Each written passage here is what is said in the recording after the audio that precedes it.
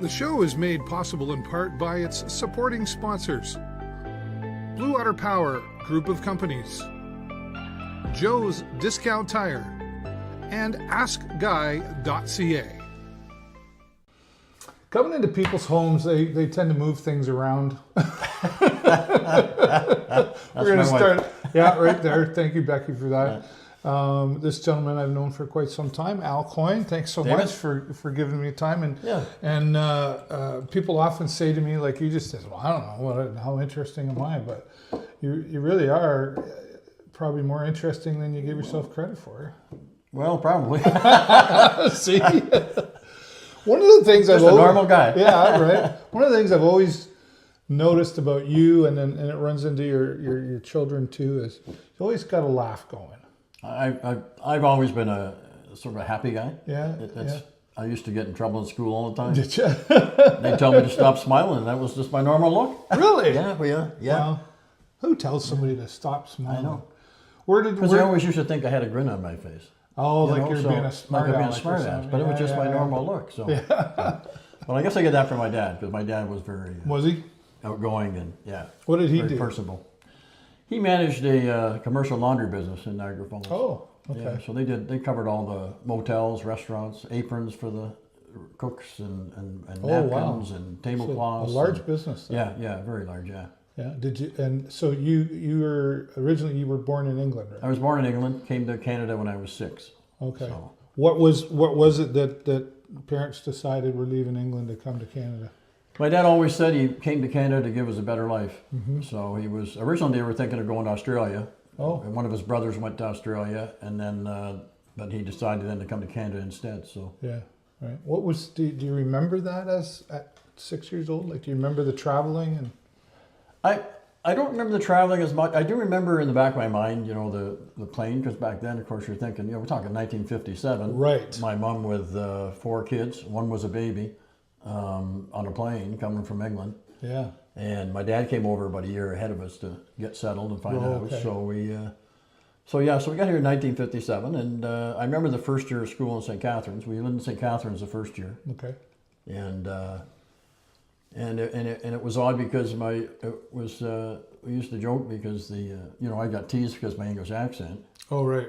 And my first friend ended up being a Chinese boy. We became best friends since both of us used to get teased. So right, might as well hang out together. I remember that year, yeah. So and then after that we moved to Niagara Falls, and I grew up in Niagara Falls. So right.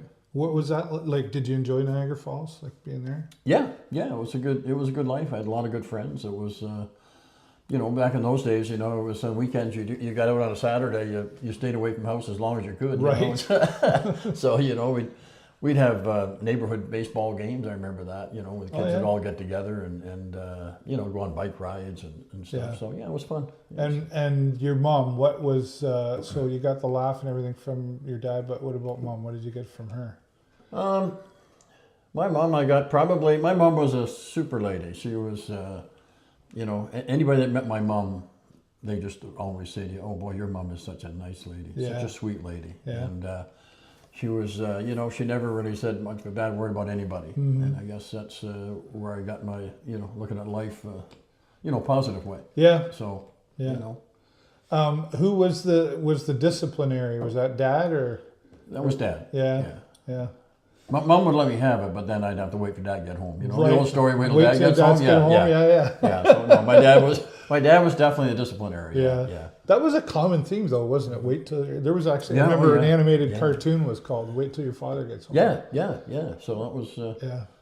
That was the way I grew up. You talked about like playing baseball. Was that because you're a sports guy? So was that your first taste of sports? Was baseball?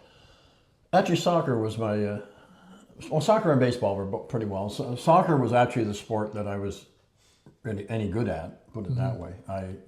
I started at about 8 years old playing soccer, and then it was just one of the sports. Everybody has a sport sometimes that comes natural. Yep. Soccer seemed to come natural to me at the time.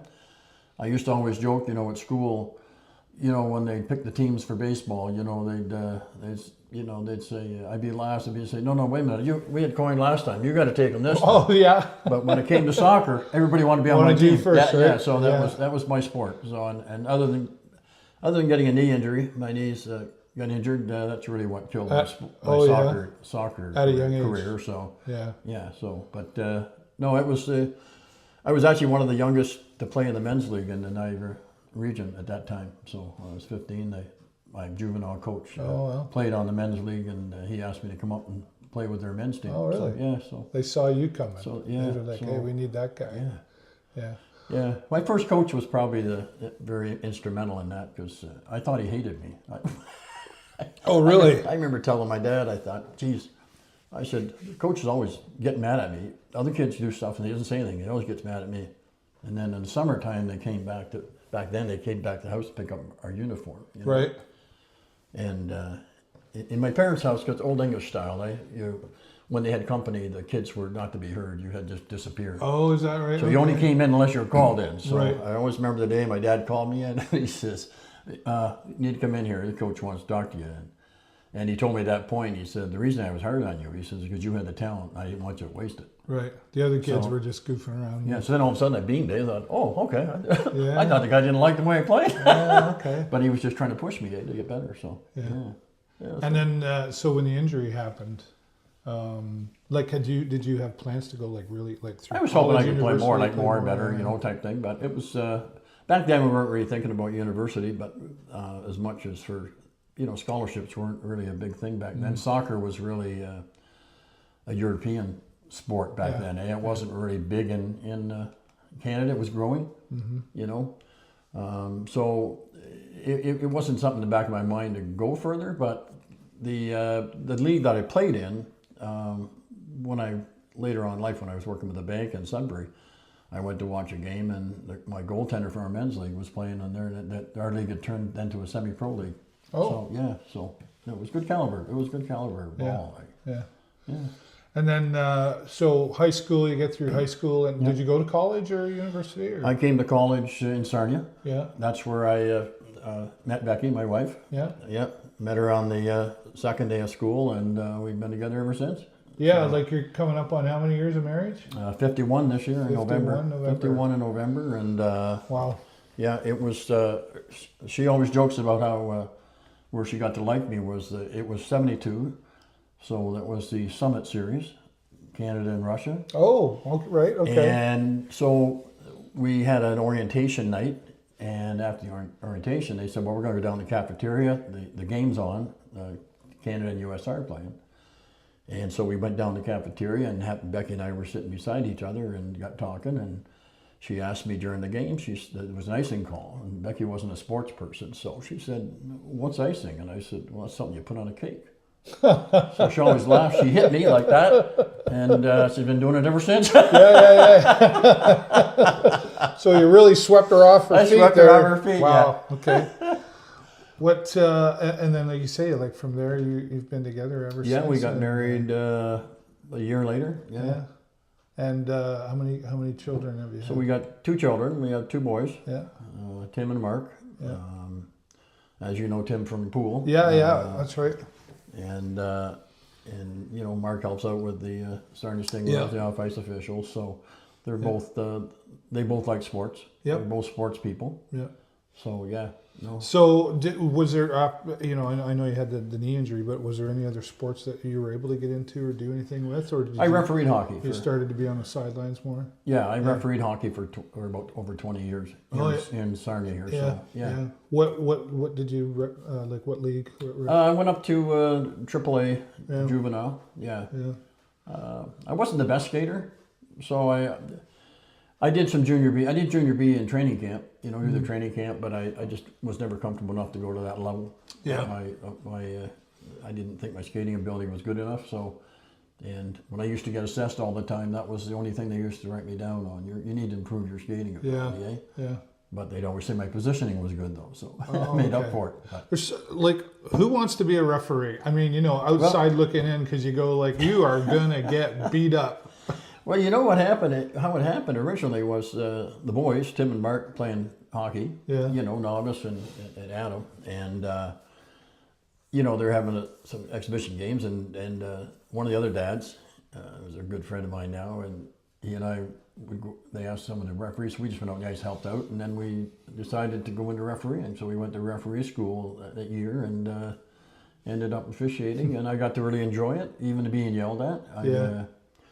As Becky will tell you, you know, you can talk in one ear, it goes out the other, because I'm deaf, I couldn't hear her, so the same as the fans, I never...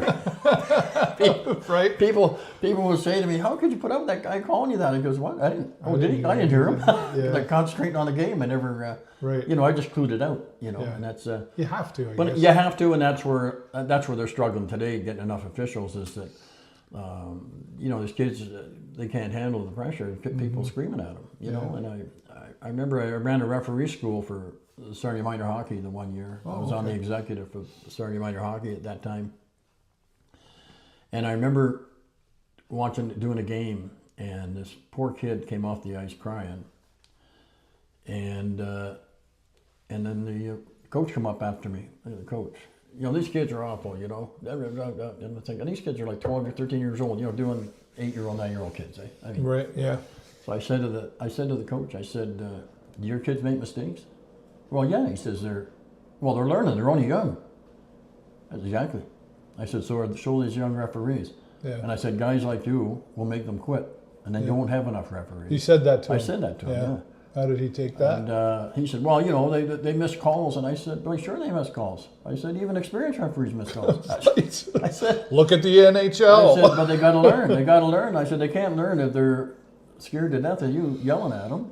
So, and actually, Tim was a good referee. But he in fact, there was a game that he was doing I was there at where this coach just lost it on him. And I thought, oh, geez.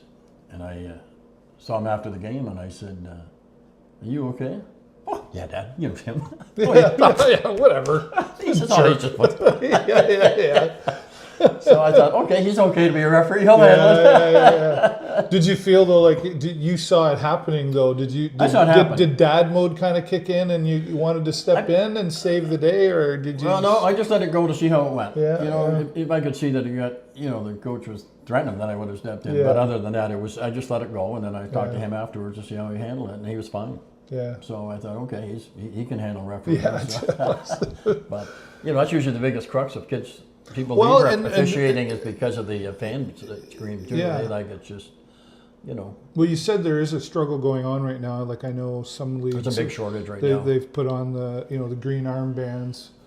That's their color for don't bully the referee kind of thing, whatever the campaign is called and stuff. And I mean, it's like being an umpire, or it's like being a dad or a mom. Even sometimes you've got to discipline, you got to make the calls and the choices. But how do we get past all of this with because, like you say, it can be if you don't have any referees, you don't have a game. No, you don't. They can't run a game without officials, and I don't know how you stop it. It's to me, it's got to come. I mean, I know the coaching staff now. They got to go through a lot of courses now to get their coaching. Oh, do they? Okay. Ticket now, and a lot of it's to do with that kind of stuff. How to handle children and abuse and stuff. So. Hopefully, for that education for the coaches that they have to go through, they'll back off a bit. And to me, it's the coaching staff needs. If the parents are getting out of hand, they need to talk to the parents and say, "Look, either be quiet or don't come to the games." Yeah, or you won't be allowed to come to the games. You won't be allowed. Well, I remember years ago in Quebec, and I don't know if they still have it, but I remember Quebec made a law in their minor sports that parents weren't allowed in the actual arena itself. They had to stay behind. They couldn't come to the actual ice surface area. Oh, right. They had to stay up either in the halls, like in Clearwater, have the hall up there, sit up there and watch games. They blocked it right off because they had so many problems with kids and the parents. So is it an old school thing, like parents who are a certain age? I mean, I guess what I'm trying to get to, could it possibly change because of what we're doing now with dealing with mental health? Like a lot of teams I know in the OHL have mental health coaches. Yeah. Are we going to just grow back into that age is gone and then the next generation comes in? Do you think they'll be better at it than some of our ages? Well, I hope so. I think so because they're really keying in on the fact of how they treat the kids. And there's the old school, let's say the old school style of coaching as you know, coaches yell and scream. They might give you a good smack with a stick in practice and the butt, and they can't do that anymore. You know, those days are gone. Yeah. And that's where some of the old style coaches have to back off because they can't handle today's generation. Yeah. But I think with all the teaching and stuff, and you know, even now when you volunteer for stuff, you know, you got that under 17 coming right now. Right. You know, to volunteer for that, you've got to take this video seminar. You got to sit through for half an hour, and it basically all it gets into it's all this stuff about discrimination and sexual. Oh, is that right? Sexual stuff and all that to volunteer. You have to go through that and accept that you know that you could be charged and all this if something happens. So you know they're really keying in on trying to get rid of all that stuff. So yeah. Do we go too far with any of it? You know, I'm not saying it's okay to abuse somebody. I just mean there's some things where we go like let me give you an example. I remember my dad telling me the girls would walk by. Yeah. You'd be at the local burger joint or whatever, and you whistle at them. Yeah. If you liked one, right? And they would walk by and giggle and pretend that they didn't like it. Yeah. But then 5 minutes later, they were walking back by again, and that was a signal to hey. And if she walked back by and kind of smiled and winked, okay, we can go to the next level here, and maybe on a date or whatever. If I did that today and whistled at somebody, you'd be hit for sexual harassment. Right. Yeah, so that's what I mean. Do we go too far with some of this stuff? I think in some sense we have gone too far. I think we overreact when something happens. You know, it's like you can go 100 years and say never have an accident on a playground piece of equipment. Right. All of a sudden one person gets hurt bad. Okay, we get rid of that. That equipment's got to go now. Well, we can't have trampolines. 1 in 300 million people have gone. 300 million people have gone out, never got hurt, but one person got hurt. No, well, we better get that out of there. I think that scenario in a lot of cases. We don't fix the problem. We just make a new rule. We just make it go away or make a new rule. Yeah. You know, and that's unfortunate. I think it's but you know that's the way life's gone. And and it's funny you mentioned about the whistling at girls because I just saw a thing the other day. I mean, it was on Facebook. It was a cartoon thing, and it was for construction workers, and these good-looking ladies are going by, and it showed them whistling at her, and the caption underneath said, you know, us ladies used to like that because then that meant that they really liked us. Yeah, right. But you can't do that today. Can't do that now. And that was funny. I just heard that caption just a couple days ago. Not allowed to let you know I like you. Yeah, no. I got to go up and say you know hello what? I looked first. out, even in the workplace today, you know, it's pretty tough. I mean, you know, I mean, it's got so far. I mean, you really, you know, if a girl came into work and she got a new outfit on and it really looks good. If you said to her, boy, you look good today, I like that outfit. If you're a guy saying that to her, she can charge you with just sexual read my harassment. mind, And that's where I think it's gone too far. Yeah. You know, it's... I remember when I worked at the college, I had to take all these modules, same idea too, and there were some of the things, and I was like, wow, I would have never, and honestly, I never would have thought of that, right? You know, we got to be careful. So. Do you follow the politics of the world? A fair bit, yeah. I kind of watch what's going on, and it's kind of scary right now, to say it lightly. That's one way. You know, it's hard to see all these people, innocent people, getting killed over some terrorists that start one thing, and now Israel's going at it. You know, now you got Iran now involved in it. Yeah. You know, it just keeps escalating, getting wider and wider. It's it's going to be scary, I think, if Israel, you know, talking about taking out Iran's nuclear sites, that could be the start of something a lot bigger. I kind of worry about that. It's do you think when you say bigger, are you talking like worldwide? Yeah, I think more countries are getting involved if Israel hits their nuclear site. You know, I can see some of the other countries that, you know, like Russia and them that might get involved themselves. You know, if they start hitting their nuclear sites. Yeah. You know, Canada's always been a pretty neutral country. Yeah. And we don't always step in until we're all kind of told. Yeah. I don't even know if we have a Navy still. I remember they called it the Tin Pot Navy back when I was in school, is what we had. And that was just a couple of battleships or whatever given to us from the States, didn't want them anymore. Well, we bought a bunch of submarines from from Britain, I think it was, and they were none of them worked. Right, yeah. Well, we got a good deal on them. They were the ones they got from the Germans back in, I know. So So no, our forces aren't really the strongest as far as, we don't put a lot of money into it. And I mean, they are talking now about putting more money in, and which I think we have to. We need to put more money into our armed forces. I think that we've silently sort of depended on the U.S. to sort of be there for us over the years, and I think that's, so our government hasn't pushed to put a lot of money into our forces, but I think they have to start bolstering up a bit now. Yeah. On a local level, do you follow? Not a lot. I don't watch the city council meetings. No. I read I read what happens. You can get the highlights. I get the those highlights things. basically. Yeah. So, yeah. How are we doing as a city? I always like to ask my interviews. But I like Sarnia. I think Sarnia is a real hidden secret, especially in the summertime. Is one of the I agree. most beautiful waterways we have. Yeah. I don't think we promote it enough. Yeah. For tourism. Okay. I really don't.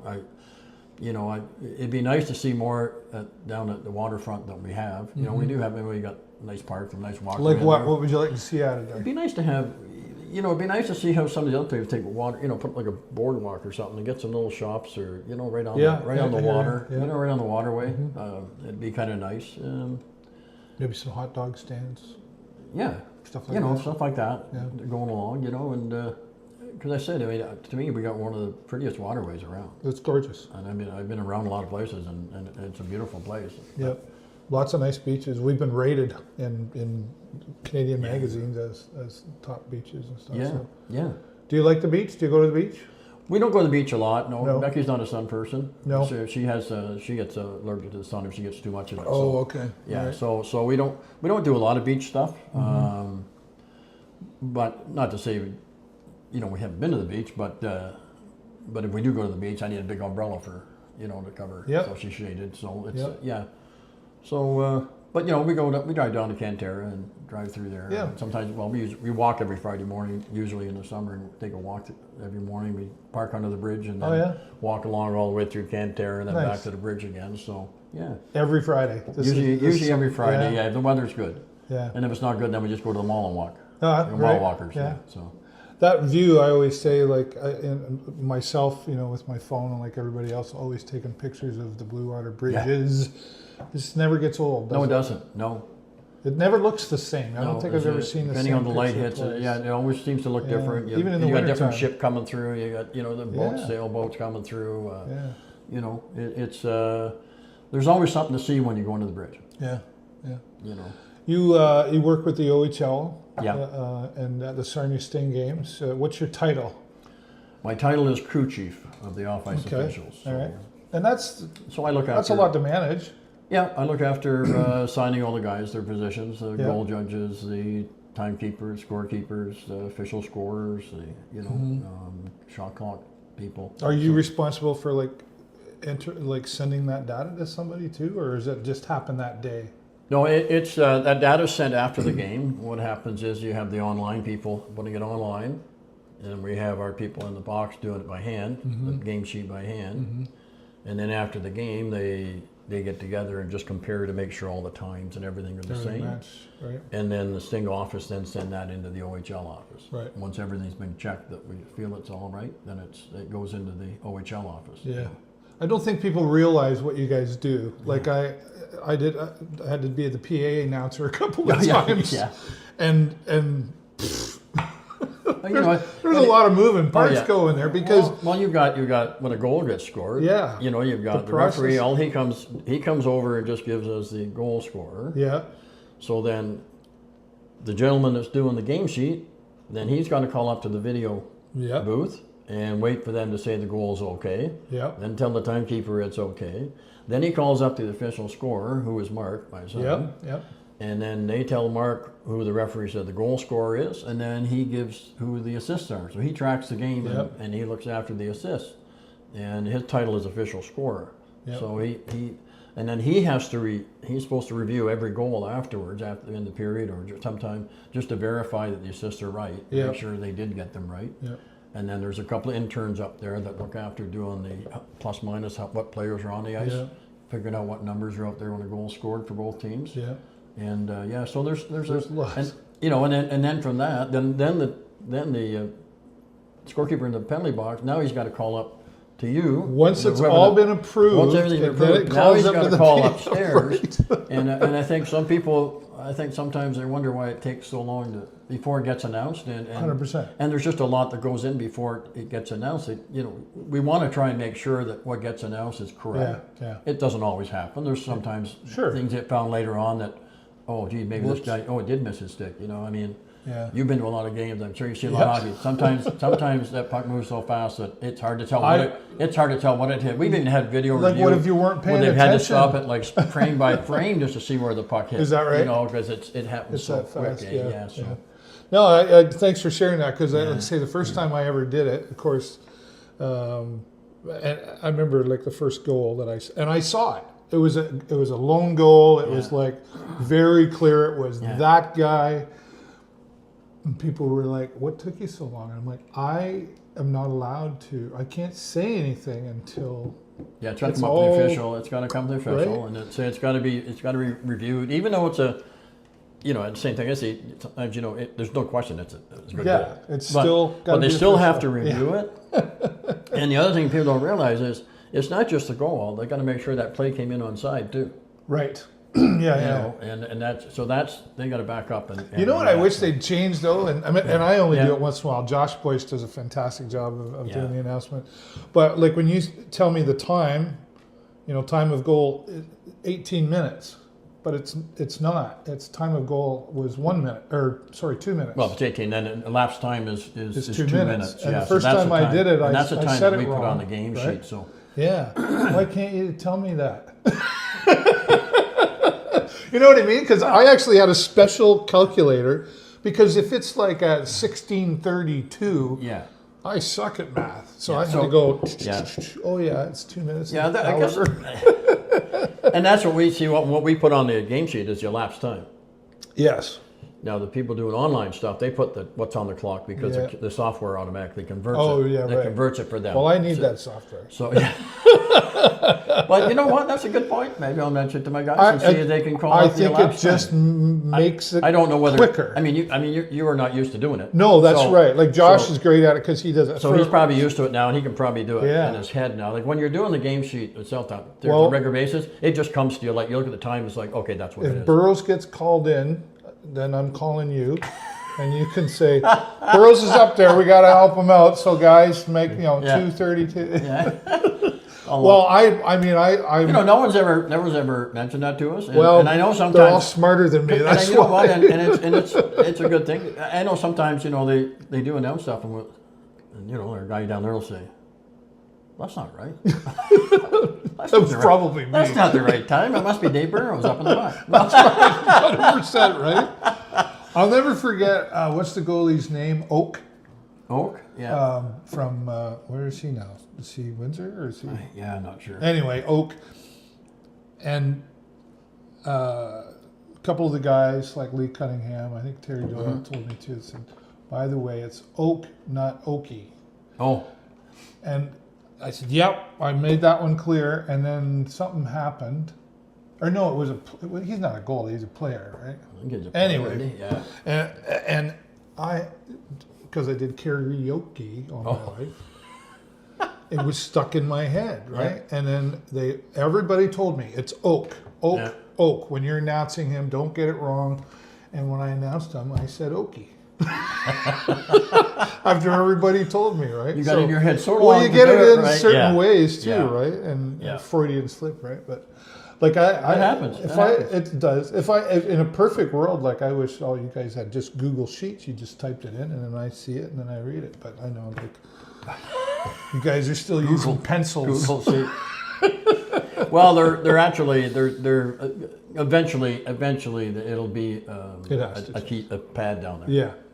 For put the stuff in. Yeah. So eventually. So some teams have already gone that route. So. Yeah. Well, I mean, it's inevitable with technology, right? What? How long have you been? So how long have you been doing that with UHL? Probably. Let's see. The team's been here now. What, 30 years? Yeah. Probably about, I'd say 26, 25, Is that 26 right, years. Yeah. Because when the Sports Center first opened up I still refereed for a couple of years because I wanted to referee in the new arena. I thought it would be nice to referee in the arena, so I stayed on it. And that was after a couple of years that was there, I kind of left. And I had seasons tickets, so Becky and I would go to the games. And then they were short one night, and a gentleman I knew that was on the off-ice officials crew knew I was there, and he knew I refereed. And they were short that night, so he came and asked would I mind doing goal judging for him to help out. So then I did, and then in the playoffs they were short a bit, so I helped out near that end of that year. And then, so they said, well, probably next year we'll get you on full time, which I thought I was going to. And then what happened was they didn't ask me, so then I went and asked the one guy who was in charge at the time, and I said, did you need me this year? Oh, no, we got somebody else. And I thought, oh, okay. Anyway, the guy didn't work out. He lasted about 3 games. And then after that, he came to me and said, okay, you want to come join? He couldn't take me and yelled at, hey, that guy. Yeah.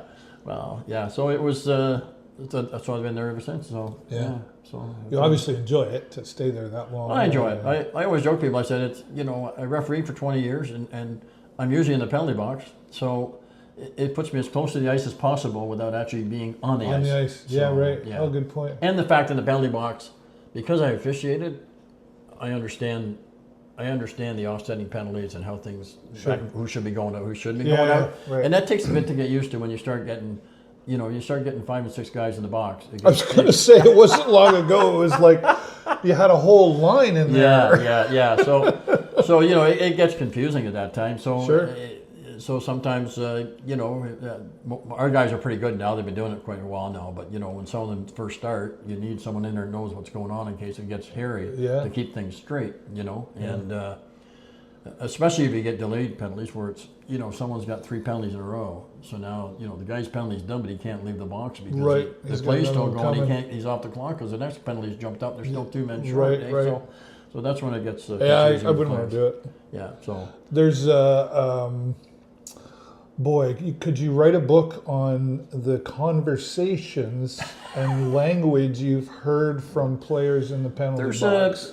There's been a lot of good conversations in the penalty box over the years, and some surprising non-comments, but there have been some. There's a lot of bad words. There's a few players that they're even some have gone to NHL now, and you know why they've changed from team to team every year because you just know what their attitude's like. Yeah. So. But I think as far as non-comments, I remember one time I thought it was going to have a real barnbuster in the penalty box because, and I forget who it was. I can't remember if it was Haley or it was Michael Bolton. We're going back when they played. Yeah. Okay. And anyway, there was nothing going on in the game. It was early, and geez, all of a sudden, I think we were playing London, and all of a sudden, the 2 guys are at center ice. And they just went for nice 2 minutes just throwing haymakers. And so you come in the box, and I said, "What started that?" He says, "Oh, nothing." He said, "We're best buddies." He said, "We set that up yesterday." He said, "We golf out every day during the summer." He said, "We just like to fight." Wow. We just wanted to put on a just show. wanted to put a show on. Yeah. Wow. Yeah. So. That's hilarious. I'll never forget that. I thought, man, there's nothing happened in this game. How do we end up with this huge fight? And they went at it. It wasn't like they were throwing light balls. Yeah. But yeah, he said we just like to fight. Set that up yesterday. On the golf course, probably, right? Yeah. Do you ever? Do you guys have to discipline in the penalty box at any? Like, guys, enough.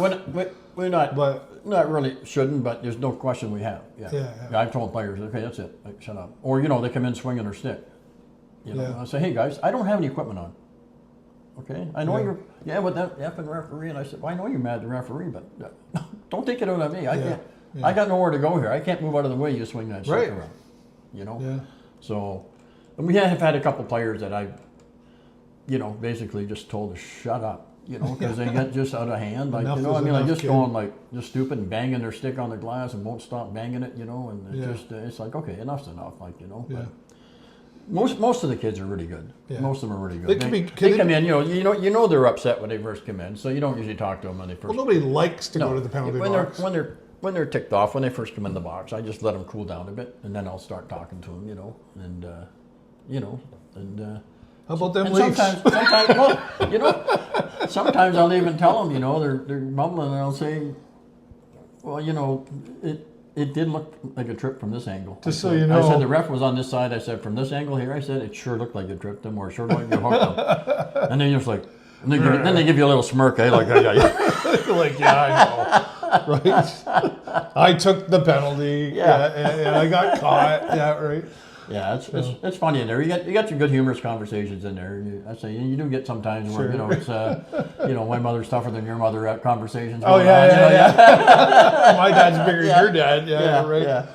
And you've learned a lot because of those experiences that you just shared, but you seem like you're a super social guy, I always see you before the games and there's a circle of guys talking and how you going, and it's not always hockey, it's all kinds of stuff, and then afterwards there's always kind of a gathering of your we usually go up and have a beer and drink or something afterwards. And is that a big important part for you, is the social aspect of what you do, before, I guess during and after games? Yeah, it's kind of nice to, it's always nice to belong to a group of guys, and it's nice unwinding after the game up there, having a beer and chit chat a bit about the game and about all other stuff. It's just like, when I look through my career life as playing different sports, when I refereed, we had the group of referees. We'd get together at the end of each year and have a party, and it was great to get everybody together. You end up a bunch of guys. When I played ball, I miss those days where you have a ball game and everybody get together afterwards, come to someone's house, have a few beers, and socialize and have some fun. Yeah. So this kind of almost the same thing. I got my group of guys and we go upstairs and unwind afterwards while you're doing your press conference. And I apologize if we get too loud sometimes when you're doing your press conference. No. And I enjoy doing that too, because I get a chance to briefly talk with you guys before the post game and some of the other folks, and that's how I've always joked, right? I still don't know how to spell sports, right? But I've been there for 10 years, so I'm fooling the sting so far. That's right, fooling somebody, right? So you do a good job. Thank you, I appreciate that. Back to you and Becky, who's monitoring us off to the side here, and she had to rearrange the kitchen. This 1 hour interview took 2 hours because she had to clean up. Anyway, I'm just kidding, but. What and she can't say anything right now, so we can really say. She's been put on silence. So she's got a. We muted her mic. She's given us a look. What any marriage is not perfect. Nope. There's ups, there's downs, there's struggles between each other. There's family, all the stuff that everybody has. So. What's the secret? Well, I say, it's just like, better get this right. It better be the right story. She's the next interview. It's in the most case. Becky and I we've had our ups and downs. Yeah. We've had our struggles over the years, and we certainly had our disagreements. Mm-hmm. There's that old adage, never go to bed mad. And we've been pretty good at doing that. It's we can have a disagreement, and I might get a little louder than maybe I should at times, but neither one of us let it linger. Yeah, it's done. It's done, and to me, part of making a good marriage is there is compromise. You can't. There's got to be some compromise in there. Yep. I may not always like what we're doing, and she might not always like what I'm doing, but. We kind of give and take both ways. Yeah, we got to get through it. And over the years, she is my best friend. So we do everything. We do everything together, and we go everywhere. And no secrets. I enjoy her company, and it's just I think we've raised a couple of good kids. So well, even in them, the one's a little the one's a little wild. But even in them kids growing up, certainly you have some disagreements over the way, what they're doing and what they're going to do. So, but I said we never, Becky and I never let anything linger. We don't let it fester. We just let it go. It's done. Yeah. It's done. It's over with. We had our disagreement. Well, it builds up otherwise, doesn't it, Al? And then the next thing you know, you're asking her to pass the salt, and things are over. Yeah. And that's, what do you mean pass the salt? Or and even simple things like every morning when we get up, we tell each other we love each other, and if we're leaving the house, We tell each other we love each other when we leave. Yeah. You know, last thing we say to each other when we leave. Some Or good when we old first come back. fashioned morals, right? Yeah. So that's, It was, and did you learn that from your mom and dad? Were they like that? Okay. No, my mom and dad were they were a good couple. I mean, they were together for, geez, I don't know how many years. How many were they years before they passed? My dad passed. They were well over 50 years. Yeah. So, you know, I mean, my dad could be headstrong at times. Okay. You know, but he was also a very personable guy. Yeah. You know, like as kids growing up, we could never figure out why everybody told us how come our dad was so great. Or that's our dad you're talking about? Who? Yeah. But yeah, no, they instilled the family model. Eh? Like, you know, we always had, you always had family meals together at the table. You know, it wasn't like it is today. Everybody's just every different room, every got their meal. Yeah. So you know, and that's where Becky really enjoys Thanksgiving and Easter, and Christmas. You have everybody over for a meal, family over. So she really enjoys that aspect of stuff. So which is good because that can be difficult sometimes. Like because the boys still live here in Sarnia. Yeah. Right, and she's like, thank one in goodness, Sarnia, right? One in Wyoming, but but you know what I mean, Lambton County area. It's not like they got to come from Toronto or Vancouver or something like that to get together. And life gets busy. That's the hardest thing, you know, right now, trying to get a whole family together. You know, you even this year for Thanksgiving, you know, we got a few missing because of work commitments. They can't get time off. You know, so last year for our 50th wedding anniversary. Becky's idea was we're going to rent some cottages. We went to Bob Cajun. Oh yeah. And gave them lots of warning a year in advance so they could make sure they had the week off. No excuses. And the whole family, everybody was there. Yeah. And it was a great bonding time. It was great to see everybody together getting along because usually it's just they come for Thanksgiving. They're here for 2 or 3 hours, and then everybody's splitting off going home. Thanks for the free food. Yeah, exactly. Yeah. Any leftovers? Can I take it? You know, so that was a great idea that Becky had, and I think it worked out really well. Yeah. It was, you know, it's just like Tim and Mark. You know, they don't really see a lot of each other. No. It was nice for them to have to spend that time together. You know, where they were all together at a cottage. You know, so and it turned out to be an excellent week. So. Yeah. And they're two. Let's talk about them behind their back for a minute. They're two very different individuals. Oh, definitely. Right? You know, like definitely. I would say Mark's probably a little more conservative than Tim is. A little more laid back. Not in a bad way. He's more laid back. Mark's more easygoing. Yeah. I've had some great conversations with both of them, quite honestly. You know, and you know, their families are the growth in the families. How do you look back and like we were just talking before we started the camera? You know, like how did I just turn 55? Like, how did that happen? How are my kids, 24? And you know, like, do you ever think about that? Like time. Like, how did that happen? Time's gone by so fast. I mean, let's face it. You know, Tim and Mark are in their, later 40s. Yeah. You know, so and to say Becky and I, 51 years married. I couldn't fathom that when we got married that we'd be hitting our 51st year this year, you know, with the same person. Blink, yeah, and it's gone by so fast. You know, I mean, I'm going to be 73 this year in November. Is that right? Yeah. You know, so I don't feel 73, but time is. You don't act 73. You know, when I was no, I don't. I still feel like I'm in my 20s. Well, why not though, right? So to me, you got to live life the best you can, and you know, try and stay active is a big thing. You know, you just got to stay active, right?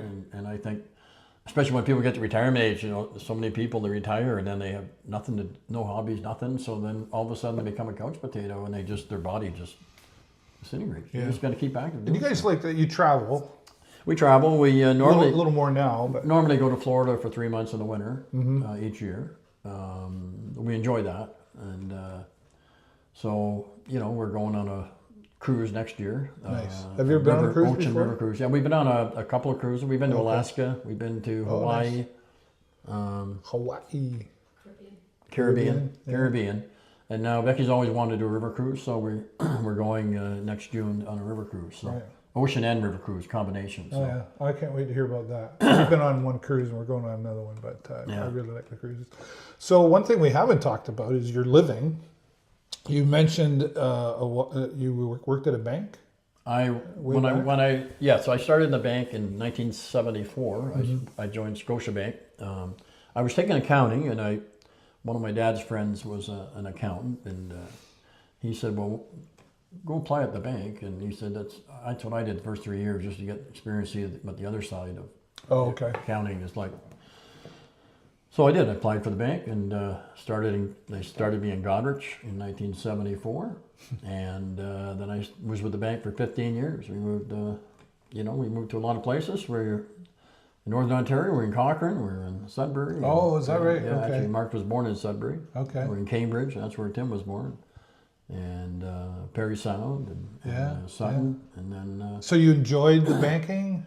I enjoyed the banking, but then once we got to Sarnia, which of course is Becky's hometown, where she grew up. Okay. So, and then the boys were getting older then, they're 8, 9 type thing, and they're into hockey and, getting school life friends. Getting busier. Before we were moving around, they weren't really, Tim was just really getting started into school, so it wasn't a big deal. And Mark wasn't in school, so moving around wasn't a big issue. Yeah, I see. Once we got settled here, then we thought, well, you know what, we got to start looking for, I want to stay in Sarnia. I don't want to move anymore. I don't want to move anymore, so. Yeah. So we started looking around, and then that's when I decided to leave the bank. So and that was, I left the bank in 91. And is that when you went into something like that, the car business? Yes. From there? Yes. Yeah. He was a car salesman. Yeah. Whisper. That's when I managed to. Who's lower, car salesmen or real estate people? Some of my friends are going to be like, what? Okay, real estate. Well, you know what I mean, right? The old used car salesman, they had a really bad rep, and there's no question. There's no question. There was some old those old days. There was some pretty. Well, you could get away with a lot more, probably. I was going to say, you could get a lot. You could do a lot of horrid stuff back in those days. But you made a career out of that, and that's what you retired from, right? I made a career from that, and that's what I retired from. I retired at 62. I decided to pack it in. I'd had a few friends had passed early. I had one friend who worked all his life, was looking forward so much for his retirement, and he retired, and then 6 months later had a major heart attack and passed. So he never, and he was one guy that was, some people are kind of scared to get retirement. Well, money's and some people look into it. He wanted retirement. He'd worked hard all his life, and he wanted retirement, and he got it, and then 6 months later he was gone. So. And then, of course, my sister passed at 62. So I said to Becky, you know what? I said, I've worked all my life. I've been in management since I was 22 years old. All those years I've been in management. And I said, I think it's time. I just need a break. So we decided at 62 I'd retire. So Becky still worked till she was 65. But yeah. What does Becky do? She worked for in the investment business. Yeah. Okay. So back to the marriage then. Does she handle the money? Oh, definitely, yes. Yeah, definitely. You'd be broke otherwise. Yes. If she didn't look after the money, we wouldn't be going to Florida every 3 months. Right. Well, we've all got our role in the marriage, right? So you were talking about beaches, and be going to Canterra Beach. Right. Be going. That's where you'd be. Right on. No. She handles the money, and she's always done it, and she does a great job. So I don't want to break something that's working. That's always it's interesting though that when you talk about marriage, like you talk about money. I just had a conversation with somebody the other day, and it's like Jennifer and I, for us, there isn't her income and my income. We have an income. That's how we are. It's our income. And if I wasn't working, and there was a time, she was working, we had an income. Yeah. And it was, even though that's the car she drives, it's our car. All of that. Yeah. Right? Because so many people, they fight over two things. Money and how to raise the kids. That's right. Yeah. Right? Or how to discipline the kids. And money quite often is the biggest issue that breaks up families. And I know a lot of guys that, they have their bank accounts, the wife has hers, and their money goes into that account, her money goes into there, and they don't share anything. And it's to me, I don't know. With us, it's always been we just share everything. Yeah, we kind of have our separate accounts, but there's a joint account, and it's like we both know we have to have a certain amount into that joint account, and then I'll never forget Jennifer asking me when we needed a new washer or something or a dryer or something. Anyway, something like that, and it was just broken. It was not worth fixing, whatever. And she went out and she goes, well, there's one here. And it's, you know, X number of dollars. Can I buy it? Yeah. What do you mean, can you buy it? Do we have the money for it? Yeah. Do we need it? Yeah. Why are you calling me? Yeah. Well, you know, I'm being considerate. Oh, you're being considerate. You want to buy the $800 one or the $1,200 one? Which one? You're the one that does the laundry. So which one do you want? Let's make this as fun as we can for you. Yeah. You know what I mean? But that's I guess, you know, that's just respect, I guess. But yeah, it's I mean, even with Becky and I for years and years now. I mean, it's you know, Christmas. We don't buy big things for each other at Christmas because we look at it during the year. You know, if the stove breaks, then we buy a new stove. Merry Christmas. You know, Merry Christmas. That's our Christmas gift. You know that, and that's how we always look at it for ourselves. You know, it's just if we need something, we can afford it, then we'll get it. And if we can't afford it, then we don't get it. Yeah. Becky hates to pay interest, so she does not like having a loan or anything outstanding. So we can't afford to buy it. We just don't buy it. Right. So that's pretty. You know. Boy, you should run the government. Yeah. Can't afford it? Nope, we're not getting that country today. Yeah. We're not buying that helicopter. That's right. Yeah. So, but this is the way we've just always operated. So, and it's worked for us. So. Yeah. Never were those any of the arguments over money? Or did you just go, okay, you're in charge of that, so all right? No, I think we never really have not arguments over it. Maybe a disagreement over heavy discussion. Well, discussion over maybe we don't really need that model. You know what I mean? Like we could, You know, we don't need the Cadillac. I don't need the $80,000 car. Right, you know, we can do with the $40,000 car type thing. You know, we don't need that option. But, you know, so maybe that sometimes where we discussing something that might come down to what it was, and you think, gee, this is really nice, and then Becky might say, yeah, but I'll never use any of that stuff. Okay, well, get this one here. Or, you know, so it's right. When you retired, did you miss it? What, working? Yeah. No, actually, retirement's been my best job ever had. That's all right. Okay. Fair enough. You know, I've been busy. I keep myself busy. I'm between hockey and then golf in the summertime. And, you golf? Yeah, so, okay. Are you good at golf? No. Well, I'm okay. average. Yeah, I'd say I'm an average golfer. I used to do it, I don't know, 3 Looking at days a week stats, for a while. I guess I guess if you go by stats, I guess I'm above average golfer because they say the average golfer never breaks 100. So, so I break 100 on a regular basis, but I'd say about average. I'd say about average golfer. Yeah. I never broke 100, and I have a saying: I'm not a quitter, but I know when I'm beat. You know, like says a guy who talks about hockey but can't tie skates. Well, right? I used to golf. I used to golf with a guy. We used to golf every Sunday, and he was a referee until he ended up health-wise he had to stop. But But he was one of these guys, he'd get a new set of clubs almost every year. His kids loved it because they get the hand-me-downs. Right. And I always remember one time golfing, and he was having a horrible round, and he looked at me and he says, well, I'm here to show you that, he says, it ain't the clubs.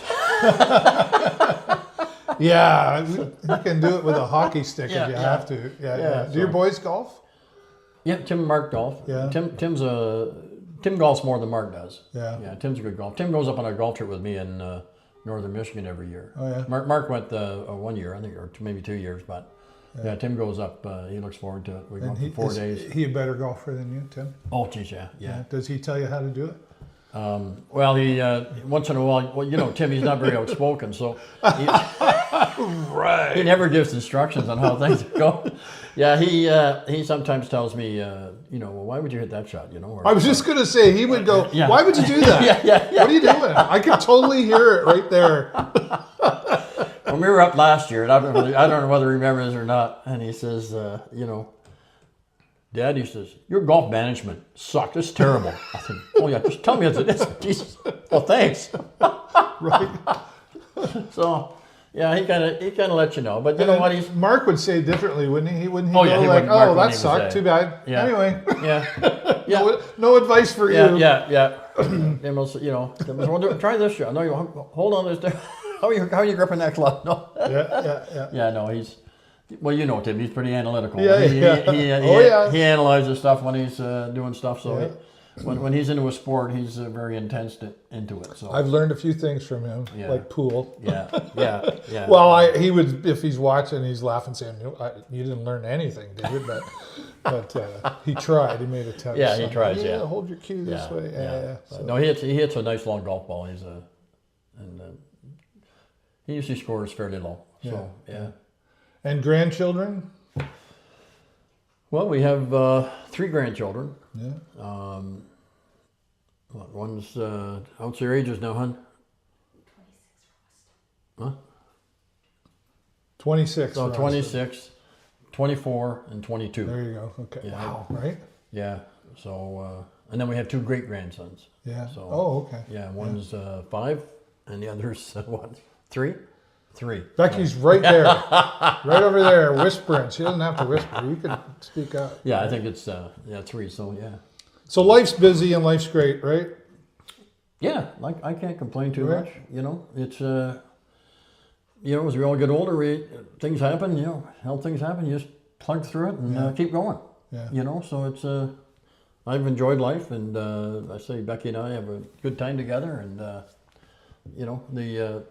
I really enjoy the OHL hockey. Love getting involved in that, seeing that. Watching these players. It's nice watching them when you see them in the NHL after you got to know them. And Becky's involved too. So. And Becky's involved. She does a 50-50. She works with a 50-50, and So she actually used to be an off-ice official for the Junior B. Oh, is that right? Yeah, she used to work in the penalty box. Oh, okay. She used to do the penalty box door for the home team. She is my next interview. So yeah. Oh yeah. She's going. She can be a director. Yeah. She just can't be in front of the camera. Yeah. There you go. Yeah, but she's been doing the 50-50 for quite a few years, so she enjoys it. Yeah. Well, I'll tell you, for a guy who said, I don't know what we're going to talk about, or I don't know how interesting I am, we could probably keep going. But I've been looking.